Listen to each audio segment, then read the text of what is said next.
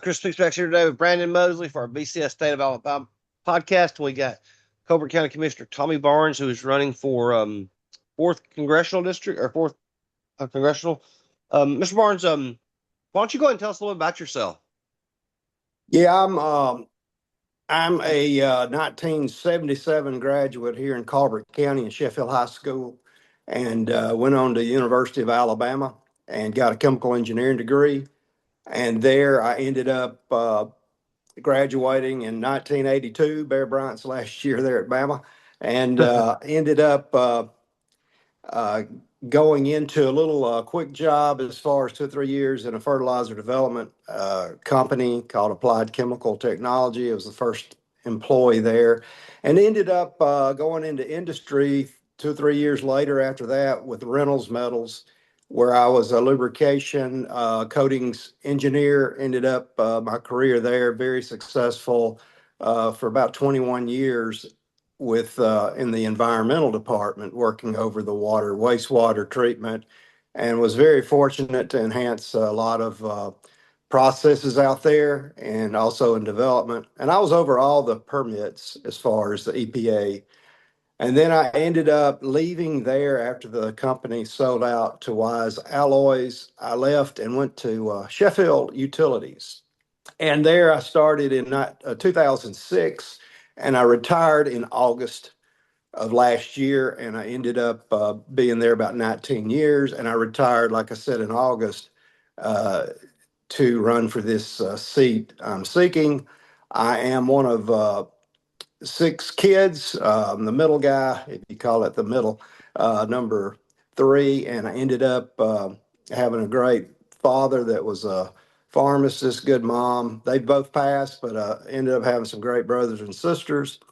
And we have uh, five kids, six grandkids, and they're all doing very, very well. And I'm enjoying myself. But the big thing, too, about 9 years ago, I ended up being elected as county commissioner here in Colbert County along the beautiful Tennessee River all the way to Lawrence County into the state of Mississippi. It's a long, long territory, but I've been able to be involved in a lot of agencies as far as legislation committees through both national and state to address the EPA and other stuff as far as DOT. So I've really just spent my whole life getting ready for this position is what it amounts to. What made you decide to jump in this congressional race against, ain't he been in there like 28, 30 years or something like that? Yeah, it's been, my goal was to serve people, period. And as I felt like, okay, 2 terms here, commissioner, going to Washington 8 or 9 years, I wasn't satisfied with my meetings that I had in Washington with the lack of knowledge from the politicians as far as what knowing their district, Congressional District 4, in which I'm in. Basically, in my opinion, the whole district's been underserved. My biggest deal is I had thought about, Alabama House and Senate, but then I thought, well, look, this is I want 2 or 3 terms at the max. I'm for term limits, and at my age, I still have a lot of energy and a lot of capability to make great decisions for our district. And basically, I feel when I got up there to see uh, Adderholt and various leaders up there, I realized they didn't have any knowledge of their district as far as what they should have. And so when he didn't understand what I was talking about as far as transportation, environmental issues that are affecting everyone along the Tennessee River, et cetera, I felt like, Lord, I could do a lot better. And let's get some common people up there in Washington. Uh, Commissioner, what transportation issues specifically does Colbert County have that in the fourth district that you think are being improperly handled by DC? I mean, everybody wants the roads widened or the roads paved. I mean, doesn't matter which county. Well, that's a very, very good question, Brandon. And I've been very involved in going to Washington and been, of course, I'm chairman of the Shoals MPO that is tied, of course, to state projects. So I've been able to basically identify needs in the district. But the main issues we have in here in Northwest Alabama is the corridor from east-west and also going to Tuscaloosa from the Shoals, which affects a lot of the Northwest counties. The big project that I see here in the Shoals, that's probably a 20 to $30 million project, is an overpass for Norfolk Southern that I have pleaded the case. The DOT, I met with even Buttigieg's when he was the Department of Transportation chair. Uh, I met with them and I met with the NRA, National Railroad Association. I visited the DOT and they are aware of the 50 to 70-year problem we've had with rail blockages between two or three cities here that's cutting off transportation to hospitals, emergency response. I get calls from policemen. I get calls from everyone. But I have secured through the NACOG, the Association of Local Governments here, a grant through the DOT, a raise grant of $2 million, and we're currently in the design phase of that. And be honest with you, the elected officials in Washington have shown no cooperation there. I mean, I know they have passed budgets, but they also need to know what the priorities are in the district. But I've partnered with local mayors now and the county commission, and we've got that project hopefully in the design stage so we can get it funded. Now that has a big issue, especially the Norfolk rail line from Chattanooga to Memphis. It goes right through here. We have 60 miles of rail. We have unused spurs for development over in that could aid the growth that's going on in Huntsville, especially with the Toyota Mazda plant. Everything we have going on here is somewhat stagnant, transportation wise. Who wants to invest here when you don't have the proper infrastructure? And really, if you go through the whole district, there's no long-term planning. You got to make plans to make things happen. I know I don't like studies, but you got to get them done and get them efficiently finished and with boots on the ground. So those are the best issues I have. Even going to Tuscaloosa from the Shoals here, whether it be from Florence, Colbert County, all through for Franklin, there's some unfinished highways that they've abandoned, as far as some bypasses from 43 to past Phil Campbell, Spruce Pine to Haleville. So there's a lot of things I know, a lot of things I'm driving, and even 18 or 17 all the way down to Tuscaloosa has to have a long-term plan. As we know, part of my district is Coleman and Coleman County and Blount County and all the areas there, but I will say it's probably like Mississippi has. We need some westward bound north-south corridors to enhance the growth and the way of life and industry in northwest Alabama. Commissioner, I live in the district. I'm only, not far from the Locust Fork River, about a mile off of it. And you said there's some environmental problems. What all is going on with that? And are you worried that they're going to brand you as, a liberal environmentalist? Well, my son, he's on the Locust Fork all the time and over the Little River Canyon. So he uses those kayaking trips as probably one of the best kayakers in the country. Yeah. But he goes along there and he tells me about his adventures. And many times he'll find manholes overflowing with sewer and things of that nature. Really? SSOs and that he's able to call his dad. And I know the contacts with ADM to get those things replaced and repaired. But when I'm talking about environmental, I'm talking about enhancements and of the permitting process to get things done. I'm not talking about what Michael Reagan did with PFAS. What a complete joke along the Tennessee River. PFAS has been in the Tennessee River. I've got letters to show it since 2000 and 2005. And yes, while the PFOA and PFOS MCLs that they had erroneously put in were strictly a political move, not based on science. So really, I am all for the clean river, but you have to take a scientific approach. When he made a limit of a forever chemical that's in the river at 70 parts per trillion, and he made the limit basically zero. You can't do that in the permitting world. So you may call that liberal, environmental, or really that's a conservative approach of doing things the right way. And the amount of time it takes to get things permitted is a joke. You got to work concurrently instead of passing one off to the other ones. While most of the permit people still, many of them are working at home, which I disagree with. And so, yeah, I'm very, when I say I guess we're all an environmentalist. You could be as a conservative because you love nature, you love hiking, you love the creeks. That's what I'm talking about. Environmental is to preserve, but yet also make things better. And there's an answer to, instead of all the lawsuits that were caused by the Biden administration, we should have worked together with 3M and all of them to gradually work these limits down. There have no real scientific studies behind them yet. But, when I addressed the EPA on this issue as far as the Tennessee River, I was very perplexed at the lack of knowledge they had with with PFAS in food products, and whether it be ice cream, pizza wrappers, hamburger wrappers. And while you're bringing in that product on makeup and other things at tens of thousands of parts per trillion, you're sitting there regulating water at zero. So there you are. It's in everybody's bloodstream.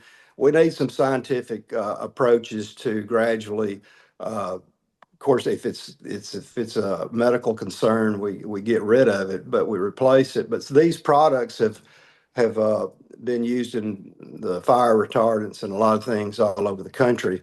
But like I said, there's tens of thousands of them, and you can't just pick and choose what you do. You need to do things from a wholesale approach. And by the way, RO treatment and basically GAC, which is activated granular carbon, probably needs to be more mainstream in our treatment processes, because I am a water operator. I went ahead and got my 8M grade 4 operator.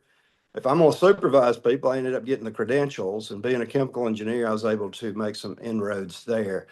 So the EPA process they have environmental wise is, to me, not through the SRF program, the grant program on the low interest loan program. It needs refining, and I can go over there to the EPA and say, here's the issues, because guess what?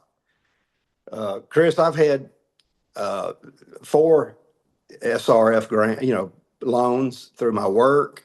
I've had EDA grants. And so the problem with these grants too, we need reform, because only about 50% of the project money goes to the project. So it's eaten up in ways that I think we can do better. So that's what I'm talking about when I mention environmental. I'm just talking about the whole process of doing better and using knowledgeable people instead of bureaucracy, allowing development, allowing industry. And there's treatment technology, even for scrubbers for coal powered plants.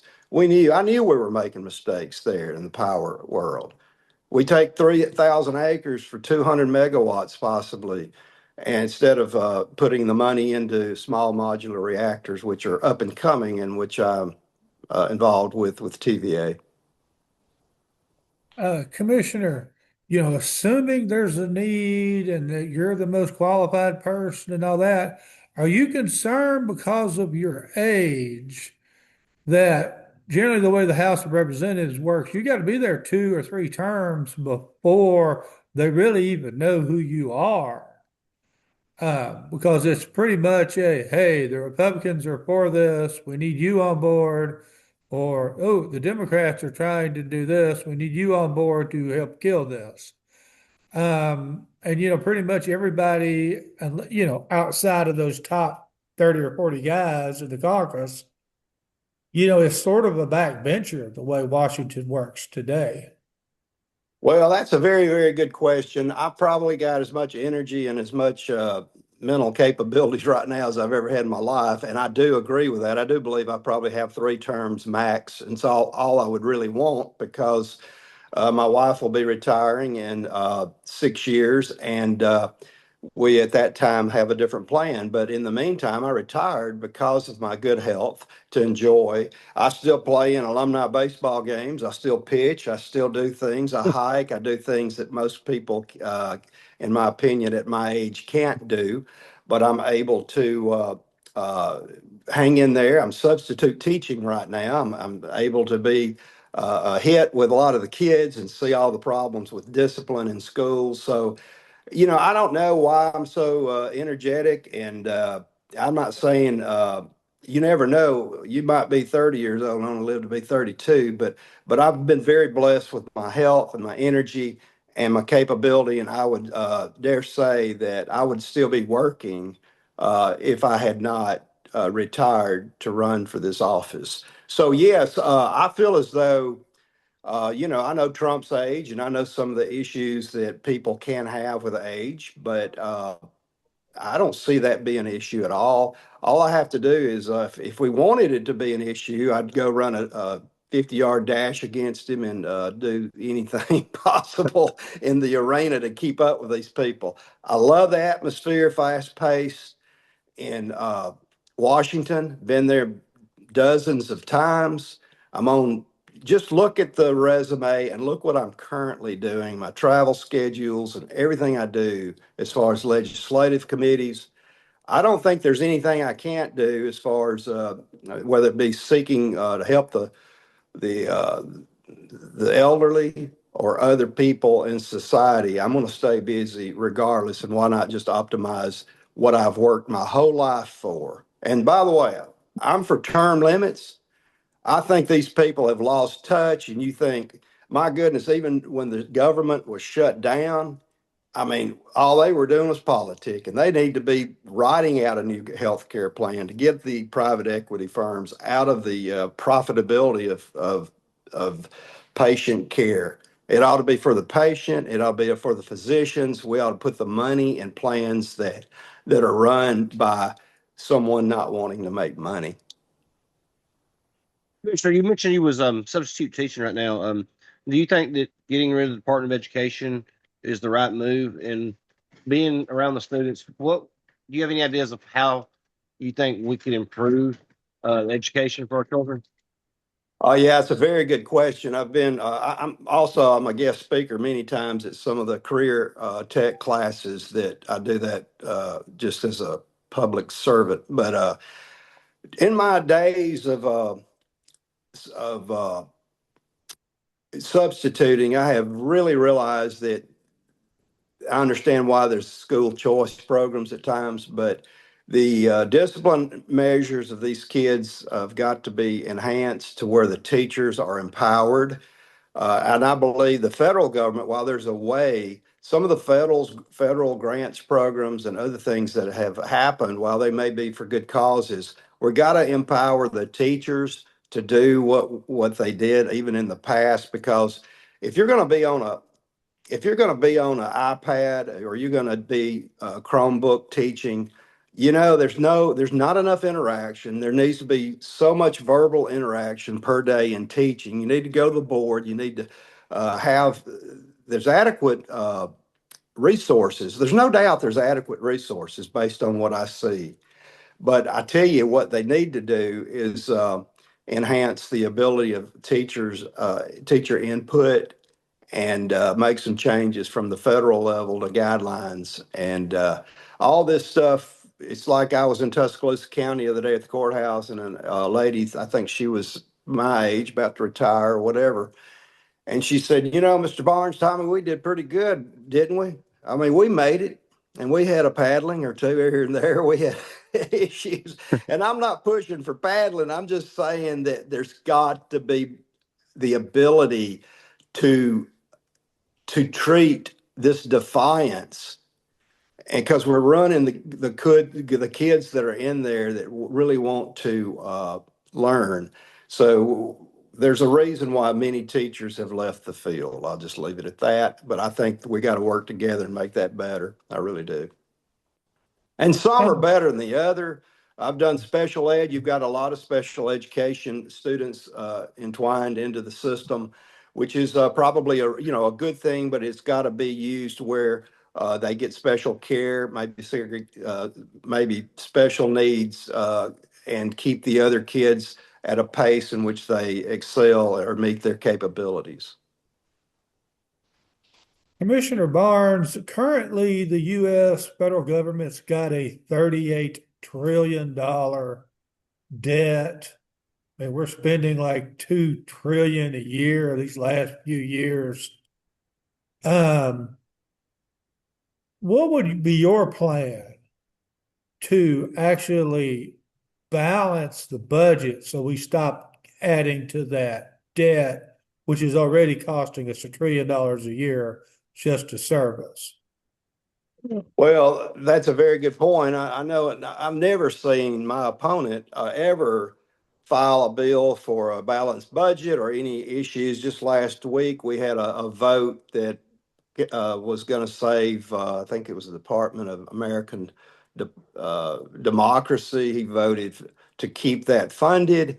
That we've got to get rid of the waste in order to control the deficit. The problem we have, I think term limits will go a long way with all the money making for the politicians. But going back on that one vote, if you look at that vote in itself, it's just typical of the long-standing bureaucracies that people have. They pass these budgets, they're filled with subsidies. They're filled, instead of letting the private market take its course. And like the one I just mentioned, you look up that American for Democracy, a worldwide funding that's going on. All that's doing is giving buddies jobs. It's giving people payrolls of millions and millions of dollars at the expense of the tax dollars. There's no accountabilities with it. And I really believe there's got to be reform.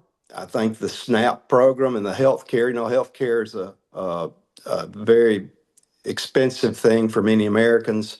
And but going back to the deficit, I mean, it's not, when you see what I've seen in my years of both industry and public works through utility work, you see where it goes if you let the government have free reign with our dollars. And some of this legislation's got to be, I mean, what is so hard about a freeze?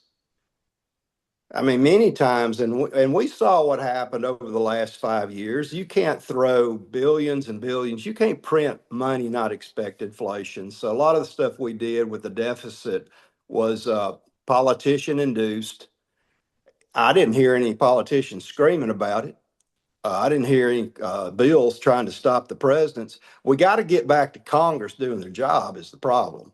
I mean, the president, while we needed Donald Trump, we needed what had been done during the Biden and Obama administrations. We needed some reform. We needed a true leader. But in all honesty, we need Congress to get back to work and looking at the deficit and addressing it. Commissioner Barnes, Congressman Adderholt's been up there, I mean, just about my whole life.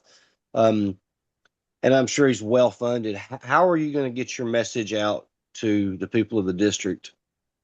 That's a very good question. Right now, I'm whether it be downtown areas, I've hit every municipality in all 13 counties, a lot of municipalities, mainly every county seat as far as the courthouses. One way I get my message out, I'm already a county commissioner and I already know all the county commissioners in those 13 counties as far as the majority of them. And I know a lot of the mayors in my association with TVA and all the Tennessee Valley, the ones that are on that power grid. I'm very, very well known there. And, and another thing, ADM, Department of Environmental Management, and the water wastewater industry, all in this district. I can go and stop at about any utility and I'll know the gas manager or the water wastewater manager. So, but what I'm having to do, and it's a very, very good question, I'm stopping at the Walmarts, the Publix. I'm going to every event I can go to, and I'm even knocking on a door or two, and it's starting to gain traction. I have not paid for a poll to see any kind of capabilities they see from a professional poll, but I probably will do so here probably in a month to see, okay, what's going on, because the bottom line is he's got millions of dollars. I don't know how he's got so much money, but the PACs tend to give money to the elected officials over and over again. And so I'm going to be seeking out PAC money though.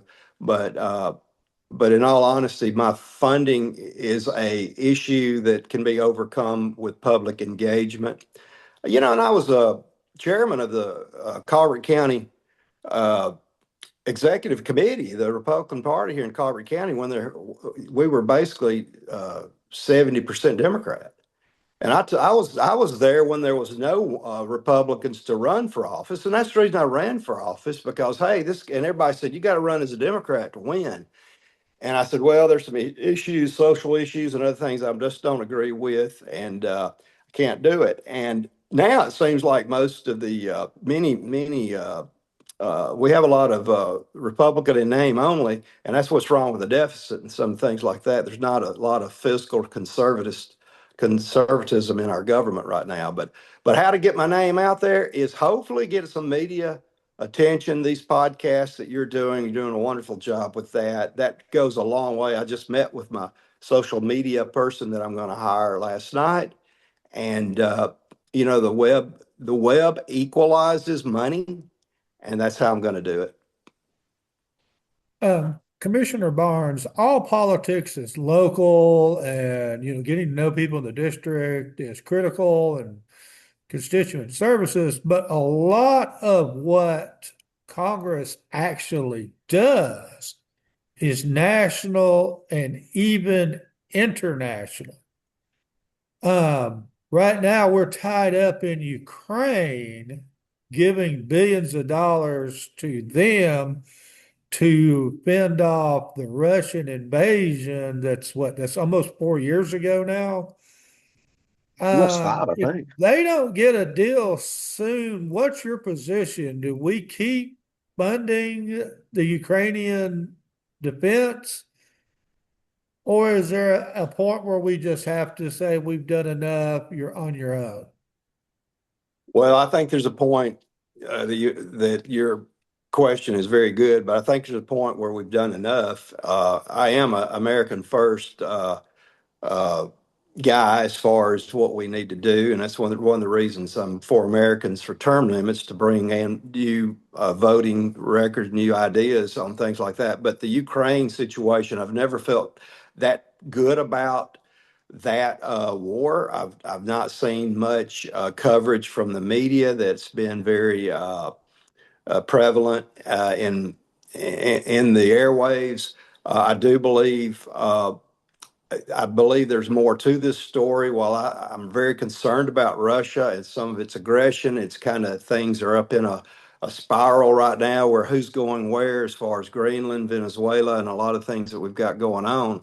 But I'll tell you this, I have worked with people and understand many nationalities, especially from India. I have many, and even China. I worked hand in hand with development of rolling oils with some of them, and other people and nationalities. While I've not really been overseas a lot, I understand people, but I understand conflict too, and I think we need to stop. Doing good. I need to stop. I think we need to stop the funding. Commissioner Barnes, kind of on the same lines, you said you America first. I mean, do you think that the president is going too far with like what we just did in Venezuela and talking about taking Greenland and maybe putting troops on the ground in Iran? Or do we have to need this heavy-handed presence? Well, when I was in college, had a Venezuela friend that had just moved over here and was living in New York, and she said, "Tommy, come to Venezuela. They would love you. They would love you." And the thing about it, we had developed a lot of issues with corrupt governments that at times we do have to interfere, not necessarily interfere. We have to offer remedies as far as the engagement that we've had. I think if we were owned if we owned that oil, if it was things that were going through our adversaries that were deliberately in disguise, proven corruption, I think we have to step in at times to maintain civility within the world. But I do not believe, like I'll go back to when I was when George Bush there. I think the Iraq War. I think that was just a response instead of I never thought he had weapons of mass destruction. I thought a lot of stuff is done for power and for the wrong reasons, and only they can answer those questions. But I'll tell you one thing, I do what I do is for the American people first. It's a shame that we have about 55 of the percent of the world's wealth and only 5% of the people, and yet we having problems that we are even in healthcare and things of that nature. So we're out of control internationally, I would say at times. All that needs to be reviewed. The Greenland issue there, I can understand the military aspects of what we have to do to stay strong. But on the other side of the coin, some of what we've done is just strictly been, in my opinion, money that's been funneled for special interest.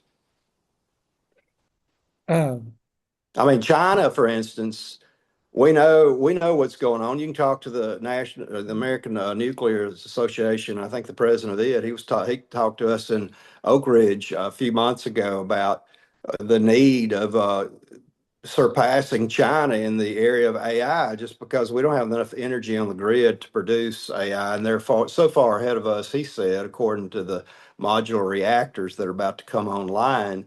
And TVA and et cetera, we keep saying, well, we'll get something done by 2032, but we need something done by 2028 or sooner to meet the needs of our growing base of AI. And AI can be good for the medical industry. It's got to be used in the right purposes and the right ways. So we've got to make sure, number one, we have the energy.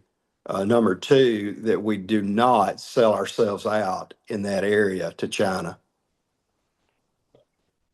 Commissioner Barnes, this is kind of the president's call, but if the president, Donald Trump, um, sent military force to seize Greenland for the United States, would you, as a congressman, vote to annex Greenland? Uh, that's a very good question. I think the things that have been put out there will maybe be monetarily with the 60,000 people that live there, 60, 80. I think you've got to have their input, and you have to have look at the overall objectives of being. I would need to have the military and the president discuss that and make a rational decision thereof. I really believe there are a lot of people, even when I was in the Bahamas not too long ago, meeting with some people, met up with Canada, some people from uh, Toronto. They were a little bit, they were, they in many ways are very frustrated with what's going on with the socialistic views in Canada. But sometimes the rhetoric, how you do things and how you say things can affect the outcome. So I believe that would be a work in progress and see if those things really do happen. Denmark and NATO and all the things that we have to consider there needs to be hear all options, in my opinion. I mean, I would probably put my foot in my mouth without doing a little bit more research. While I do know a whole lot about geological and geographic aspects of interaction with America, that's one that I'd have to really look a little bit further on, especially the 80% ice cap of that country.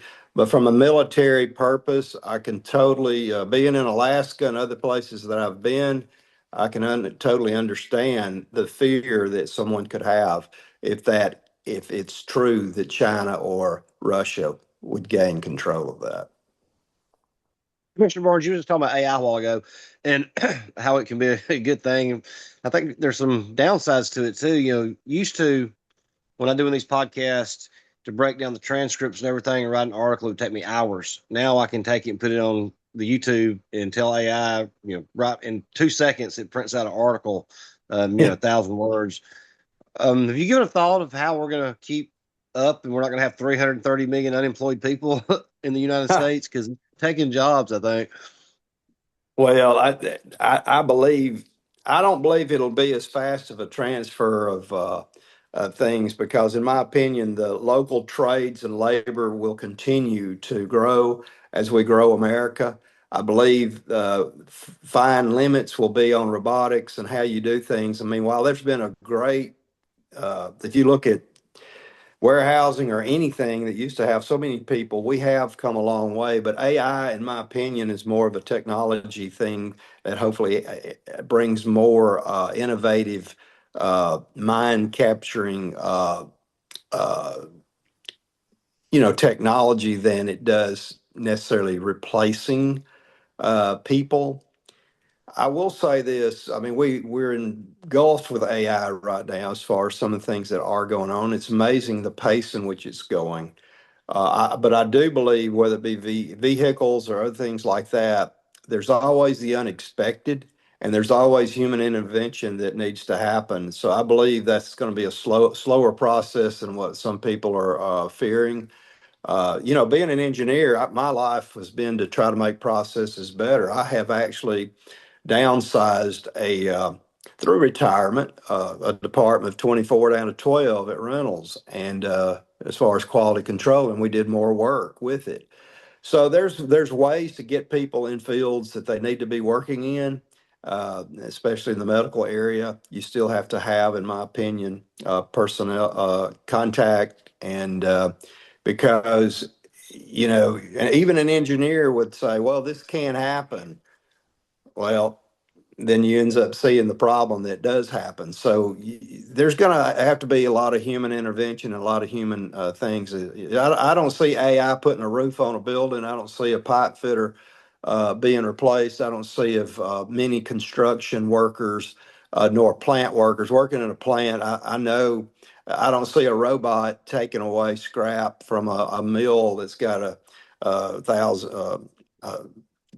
30-ton ingot, 10-ton ingot running through a mill that gets wrecked. But, there's just some things like that. I think it's got to be looked at, though. I think the ability of technology and how we handle it is going to be very important. And my biggest fear with it is the manipulation of young people and making sure we still have physical activity and things that need to nurture these kids into being physical enough to do whatever they need to do in life. Commissioner Barnes, we've had ICE raids to remove people that are illegally in this country. I think there's maybe 20 million of them. And it's upset a whole bunch of people who have rioted or tried to interfere with the officers in their duties. Do we need to rein in ICE and limit their activities more, or do we need to have limitations on what protesters can do trying to interfere with ICE and their activities? How do you fall on that one? Well, I fall on that. A lot of this is a lack of respect for common law, and if you don't uh, abide by the law, you don't abide by instruction, there's consequences. And I think that's what we've got going on. I think when we threw out the rule of law on immigration, a lot of things transpired. And this started back, I guess, in Jimmy Carter years with Cuba and some of the things that happened during that time frame. You have to have immigration under control. You have to have legal immigration. Look at the legal immigrants that are probably upset and probably happy that ICE is doing what they're doing, because there's a right way and a wrong way. And if you break the law, there's consequences. And I think a lot of this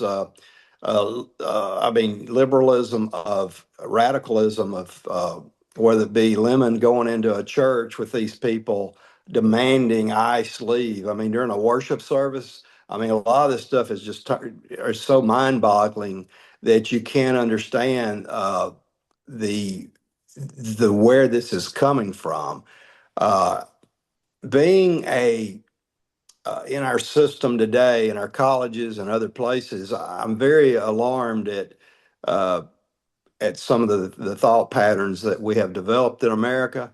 I don't know if it's a lot of it to me has to do with the lack of principle, uh, the foundation of even the Ten Commandments of doing things as far as the right way. And I believe it's really, really sad that we have people that want America to fail. And while I think there are some inequalities, I think there's, as trillionaires grow and billionaires grow and grow and grow their wealth, I can understand some of the social dynamics that are going on with people because they feel like sometimes things are weighted against them. But in the same breath, I think America is for freedom and it's for giving anyone the same opportunities, regardless of your color, your race, any aspect. It's about respect, honor, doing your uh, abiding by the law. And as far as I'm concerned, yes, I have not. I know there's good and bad apples in every profession. Uh, I've even had to, yeah, even in the fish and game wildlife. You know, I remember being very treated with disrespect, just showing whether or not I had any fish in my boat or my fishing license and things of that, where someone got really confrontational. So there's good and bad, but I think we do have to have good, trained, professional people in law enforcement. And I see many, many good things in our district as far as our sheriffs and things doing that. But yeah, if they're breaking the law, if they're here, they're not going to try to. I guarantee these illegals that were let in aren't the cream of the crop, and they probably do need to be rounded up, and they should have never been let in through open borders anyway. Mr. Barnes, you're talking about social breakdown. We see I never thought I'd see a day where we had men trying to play women's sports and people pushing for abortion on demand. Do you think this is no longer a Democrat versus evil issue? I mean, Democrat versus Republican. It's now good versus evil.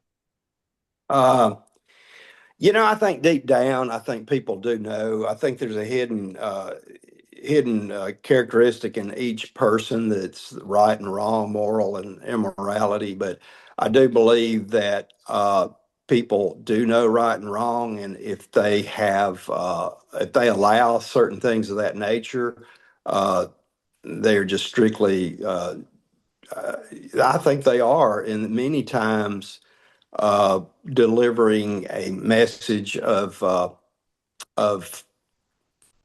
I don't know how to put it. I mean, there's got to be compassion, okay? When you look at some of these kids and some of the things, a lot of things that happen may be parental or lack of parental guidance, and you still have the mental illness of a lot of things that are going on here, that some of the things that break down when these people struggle with this. But no, I believe it is. I think a lot of it is good versus evil. I definitely agree with that statement because I believe most people that I know, whether it be of the Democratic Party or Republican Party, are in unity on this. I really do. So I think the problem we have in the 2 or 3% trying to dictate what America truly is founded upon and what we're all about. I mean, there's a reason during 1776 I read Psalm uh, 35 to protect us from our enemies. And there's a lot of enemies of America within America. And I think it's a shame. And there's a lot of enemies that want to destroy other people, as we've seen too with Charlie Kirk and a lot of things related to that. So we've got to have some people with some common sense. But I do believe every person is of value. I do believe a lot of things have to be addressed, though, in a disciplinary manner that teaches that there is universal truth in life. Okay, there is a male and there is a female. But this relativism has been brought on for 20, 30 years. Well, I'm okay. you did this, that makes my sin be okay. Well, the problem we have in society is people are very quick to judge others without the foundation of truth. And just like a deficit or anything, we got a deficit. What are you going to do with it? Well, they're getting this money. We need to get it to. You've got to have fundamental truth in everything that you do. And that has to do with sports. We've messed up college football. The way it is now, I don't even think college football, it ought to be a semi-pro, should not even be associated with the colleges because it's a mockery to every medical student, to every person that tries to get an engineering degree, to have to pay what we pay, to have to get loans, and seeing the millions, and now it's going to be up to billions and maybe even up to $1 trillion what's going on in sports, which is really, it's people are going to turn off on it. Commissioner Barnes, we had Trump came in there, he slapped a bunch of tariffs on our trading partners, and they responded by slapping tariffs on us. In more extreme cases like China, they said, well, we're not going to buy American agriculture products because of the tariffs on us. And so, as a result of the trade war and some other issues, um, commodities, outside of meats, which are consumed here, plummeted. I think at one point last summer, corn was trading, there were farmers getting paid less than 344 a bushel on corn. I mean, break even on corn's probably 545. Is there something that the federal government can do to help those farmers? Or are we just going to lose that production capacity when these farms go out of business? Well, that's a very good question, and your question was somewhat indicative of the problem that got us into this problem. If you go back to DAPTA and CAPTA and all the stuff that even Adderhope voted for to make no longer DeKalb County the sock capital of the world, we did things in the agriculture and textile area and taking our jobs away because of cheap labor and opportunities to get a product maybe cheaper for the American public, and that can be agriculture too. So Trump, I think what he did, I think he ended up the tariffs. While I think in some ways it's a wait and see thing. I believe I think he had to do things that were unfair to equalize the trade aspects of whether it be farming or anything, but mainly related to uh, China. I mean, during Trump's first term, when I was up there and they were talking to us, it was almost like we can't allow China to have unlimited resources. What happens, you end up not manufacturing anything in America, whether it be food or anything, you become internationally dependent, which has got us into this mess.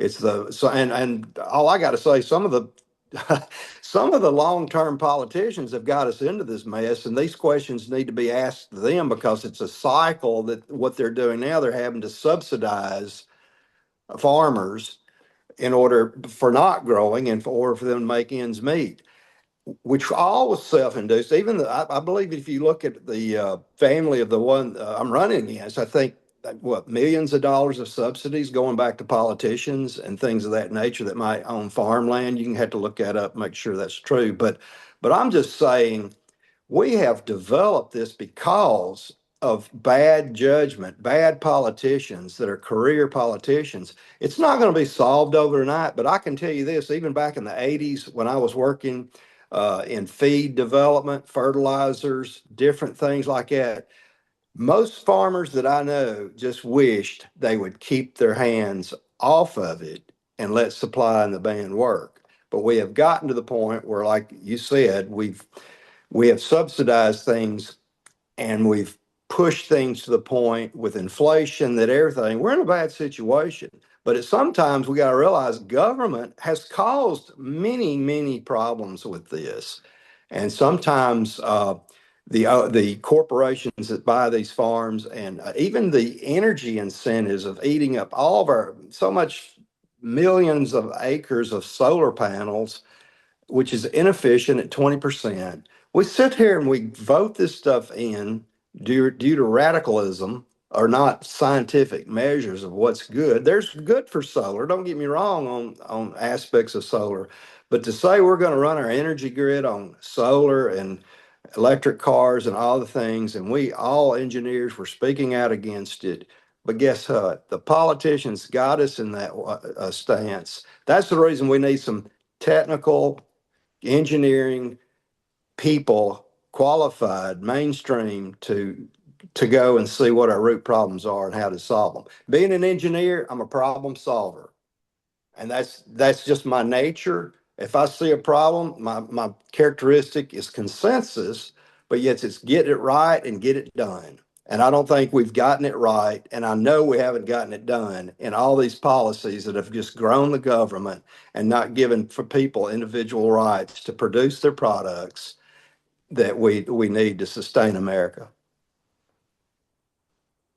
Commissioner Barnes, we've kept you for over 50 minutes. I think that's all I have, unless Brandon won't say anything else, or if you'd like to close out with something. Well, there's a lot of we can look at the negative, or we can look at the positive. And I'm trying to bring a positive light to what we're trying to do in District 4. When I go up to people, whether it be black, white, Democrat, Republican, I look at them as saying, you are loved. You are a special person in the state of Alabama, in your county, in your city. And I look at them because I listen. And politicians right now do not listen. Do you realize when I go to Washington, you got to meet with the aides that know nothing about a lot of subject matter that you guys are talking about right now? You know more than they do.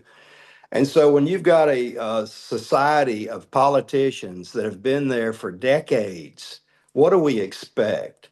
So America has a choice. Alabama has a choice. District 4 has a choice. You've got someone that's given their whole life to public service, helping kids, doing things that is mentally capable of, I think, turning some things around.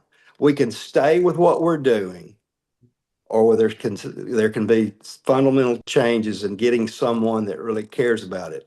I'm not worth any amount of money. All I'm doing is wanting to win to serve, period. And I thank y'all for letting me be here, Christopher and Brandon. You guys were very good and gracious, and you had good questions. And I know I have to, in every aspect of life, regardless if you're 50 years old, 60, whatever, you want to get better every day. And that's what I want to do for my life and for America. Thank Thanks, you so much Commissioner. for being on with us, Commissioner Barnes. Thank you very much. Thanks, Commissioner. I'll get this loaded up to YouTube in a bit, and then you can share it and get it out there to your people. Thank you, sir. Appreciate you. Thank you. God bless.